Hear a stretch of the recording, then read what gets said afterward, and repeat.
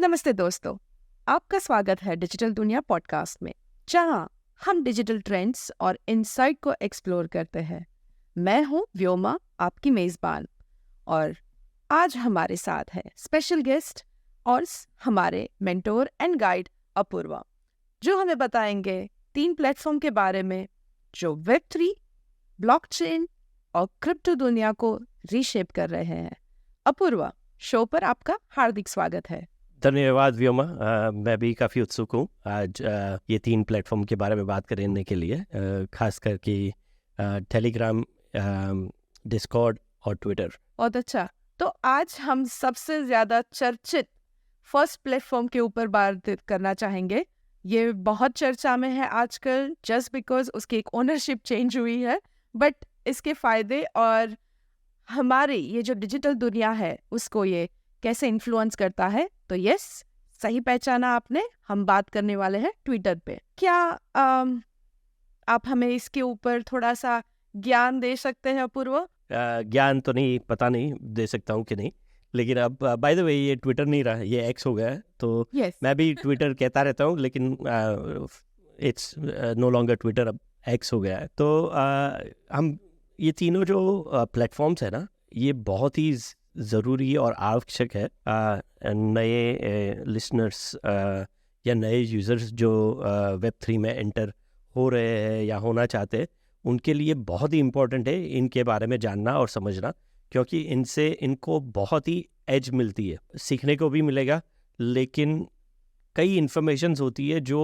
इतनी फास्ट, इतनी easily available होती है ये प्लेटफॉर्म पर कि आप सोच नहीं सकते, जिसको इंडस्ट्री में कहा जाता है अल्फ़ा। आपको पता है अल्फ़ा? आपने ये शब्द सुना है पहले? हाँ, वो हमने पढ़ाई में तो सुना था, अल्फा बीटा गामा, वही वाला अल्फा। हाँ, तो फाइनेंस में अल्फ़ा उसे कहते हैं जो सबसे तेज़ या सबसे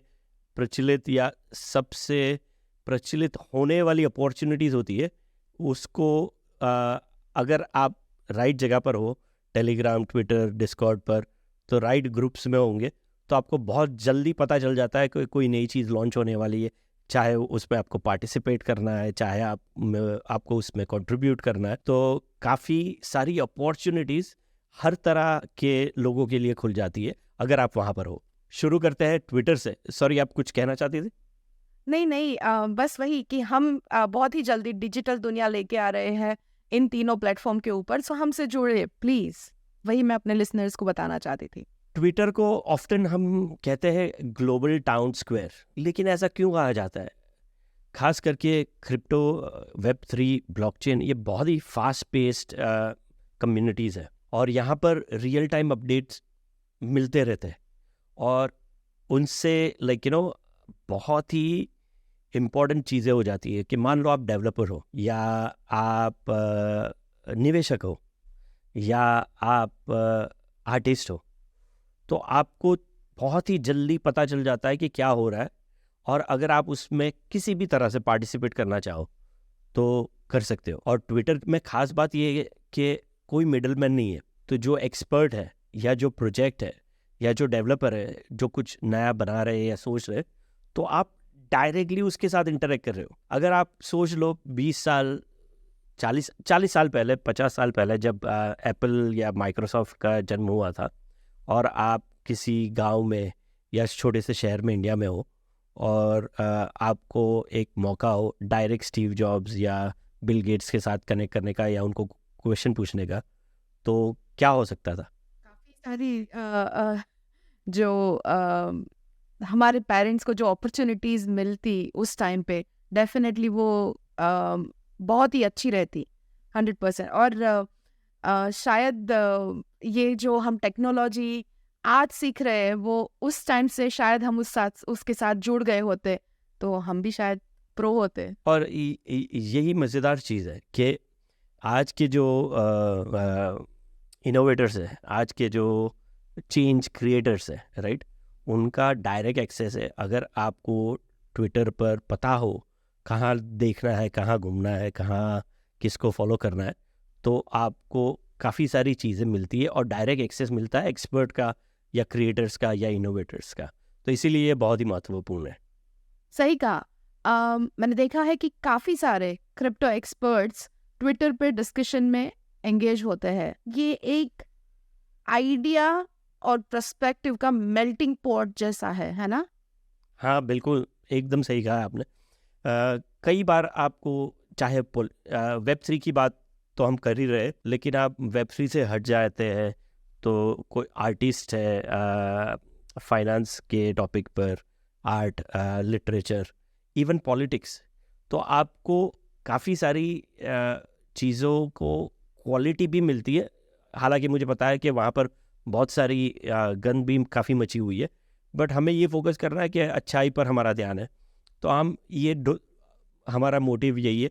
इवन हमारा जो प्रोफाइल है डिजिटल दुनिया का, ट्विटर का हैंडल, उसका मेन पर्पस यही है कि हम अच्छी न्यूज़ को, अच्छे टॉपिक को, अच्छे इनोवेटर्स को, हमारे लिसनर्स को एक्सपोज कर सके। तो हम शेयर करेंगे अच्छे ट्विटर पर थ्रेड्स लिखे जाते, यानी कि वो एक तरह के छोटे आर्टिकल्स, बड़े आर्टिकल्स हो सकते हैं, टेक्नोलॉजी के लिए हो, इनोवेटर्स के हो, नए प्रोजेक्ट्स के लिए हो, या हमें जो पसंद आ रहा है या जो हमें दिख रहा है तो वो हम शेयर करेंगे। तो हमें भी डिजिटल दुनिया पर, आप ट्विटर पर, सॉरी एक्स पर फॉलो करते रहना, क्योंकि हम काफ़ी वैल्यूएबल इन्फॉर्मेशन वहाँ पर भी शेयर करेंगे। आगे बढ़ते हैं और बात करते हैं टेलीग्राम की। क्या ये क्रिप्टो कम्युनिटी के लिए एक मेजर कम्युनिकेशन चैनल है, और है तो क्यों है? हाँ, टेलीग्राम से आप डायरेक्टली प्रोजेक्ट तक पहुंच सकते हैं। ज़्यादातर वेब3 ब्लॉकचेन के जो प्रोजेक्ट्स होते हैं तो उनकी टेलीग्राम चैनल्स होती है, वो आपको मिल जाती है। अगर आप एक्स या ट्विटर पर हो तो वहाँ पर उनकी टेलीग्राम चैनल डिस्प्ले होती है, तो आप तुरंत ही ज्वाइन कर सकते हो। और ज्वाइन करने के बाद आपको कोई भी इम्पोर्टेंट क्वेश्चन या कोई भी इंफॉर्मेशन चाहिए प्रोजेक्ट के बारे में कि क्या हो रहा है, क्या आपको कंट्रीब्यूट करना है। मान लो आप बहुत अच्छा लिखते हो और आपको प्रोजेक्ट के लिए लिखना है, तो इन्फॉर्मेशन चाहिए तो आप पहुंच सकते हो। आप जर्नलिस्ट हो और आपको प्रोजेक्ट को कवर करना है तो भी आप डायरेक्ट कनेक्ट हो सकते हो टेलीग्राम से। और आप सिर्फ एक एंथुजियास्ट हो और आपको सिर्फ समझना है, फिर भी आप टेलीग्राम पर चैनल पर कनेक्ट होकर डायरेक्ट डेवलपर्स से, डायरेक्ट इनोवेटर्स से प्रश्न पूछ सकते हो, समझने की कोशिश कर सकते हो। तो ये बहुत ही इंटरेस्टिंग प्लेटफॉर्म है और इसकी वजह से खास करके वेब3 और ब्लॉकचेन में ये बहुत ही पॉपुलर है। How safe it is? ये कितना सुरक्षित है? क्योंकि टेलीग्राम हम जानते हैं कि काफ़ी सारे लोग इस्तेमाल करते हैं, चैट करते हैं, तो वो कन्वर्जेशन जो होता है टेलीग्राम पे, वो कितना कॉन्फिडेंशियल रहता है? सोच नहीं सकते हो, अब तक हम सिर्फ सुनते आए कि व्हाट्सएप जैसे एंड टू एंड इंक्रिप्शन है, बट वो नहीं है, क्योंकि उसका डाटा बहुत बार लीक हुआ है। अगर कोई गवर्नमेंट आदेश देती है तो आपकी चैट हिस्ट्री, पिक्चर्स, वीडियोस जो भी होता है वो शेयर, व्हाट्सएप यानी अब फेसबुक, वो लोग शेयर कर लेते हैं डायरेक्ट। लेकिन टेलीग्राम अब तक completely end to end encrypted है, तो कोई भी यानी प्लेटफॉर्म खुद भी आपकी चैट हिस्ट्री, आपकी जो भी कन्वर्सेशन है पर्सनल, प्राइवेट या कोई कम्युनिटी में या चैनल में, वो शेयर नहीं कर सकते। That's good to know. और हमारा जो लास्ट प्लेटफॉर्म है, आई नो प्लेटफॉर्म तो बहुत सारे होने वाले हैं, पर आज जिस टॉपिक पे हम बात कर रहे हैं, हमारे महत्वपूर्ण 3 प्लेटफॉर्म, तो उसका जो आखिरी प्लेटफॉर्म है डिस्कॉर्ड। तो डिस्कॉर्ड के बारे में अगर आप हमें थोड़ी और जानकारी दे सके। और जहाँ तक मुझे पता है वहाँ तक ओरिजिनली ये गेमर्स के लिए था, पर अब ये क्रिप्टो वर्ल्ड का हब बन चुका है। तो ये कैसे हुआ? नहीं, सही पकड़ा आपने। डिस्कॉर्ड का जन्म हुआ था और मेजॉरिटी जो कम्युनिटीज़ फुलती रही वहाँ पर, वो थी गेमर्स की।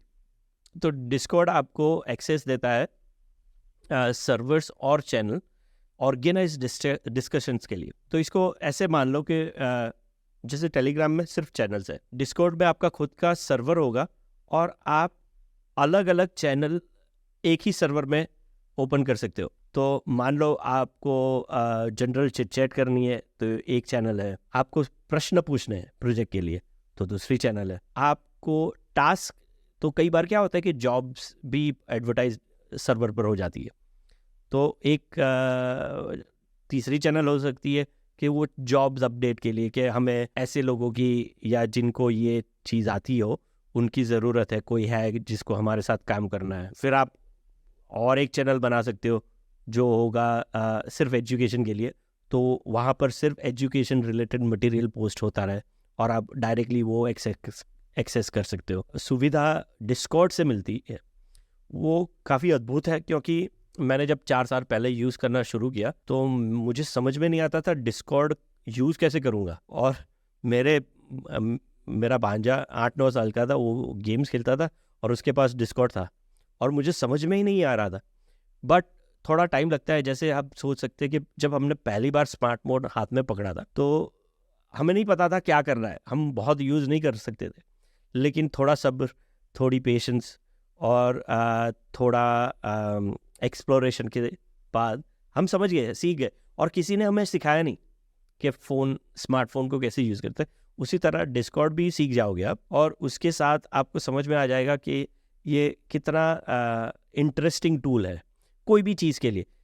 Web3 ब्लॉकचेन के लिए तो है ही, लेकिन आप कोई और व्यवसाय कर रहे हो, आप एजुकेशन में इंटरेस्टेड हो या ग्रुप चला रहे हो या फ्रेंड्स ग्रुप हो सकता है, तो उसको बहुत अच्छी तरह से ऑर्गेनाइज कर सकते हो आप डिस्कॉर्ड पर। Okay, it's very interesting. I think मेरा बच्चा भी डिस्कॉर्ड यूज़ करता है एंड मुझे उससे टिप्स लेनी पड़ेगी फॉर श्योर सीखने के लिए। नहीं, बिल्कुल ट्राई करिए। अच्छा, ये 3 प्लेटफॉर्म हर एक अपनी यूनिक स्ट्रेंथ के साथ डिसेंट्रलाइज्ड वर्ल्ड को कैसे शेप कर रही है, इस पर आपका क्या विचार है अपूर्व? बहुत ही अच्छा सवाल है ये। Web3 की डिसेंट्रलाइज दुनिया कम्युनिटी ड्रिवन है और ये trio real time updates, experts तक डायरेक्ट एक्सेस देते हैं आपको और कोलैबोरेशन में काफ़ी मदद करते हैं। तो इन चीज़ों की वजह से ये प्लेटफॉर्म ऑर्गेनिकली अपने बलबूते पर, अपने दम पर आगे आए हुए। धन्यवाद अपूर्व। ये तो क्लियर है कि ट्विटर, टेलीग्राम एंड डिस्कॉर्ड सिर्फ प्लेटफॉर्म नहीं रहे हैं, अब ये इंटरनेट के फ्यूचर के गेटवेज है ना? हाँ जी, बिल्कुल सही कहा आपने। तो दोस्तों, ये था हमारा डिजिटल दुनिया का पॉडकास्ट। उम्मीद है कि ये सफर में आपको कुछ नया सीखने को मिला होगा। हमें फॉलो करते रहे और मजीद डिजिटल खजानों की खोज में।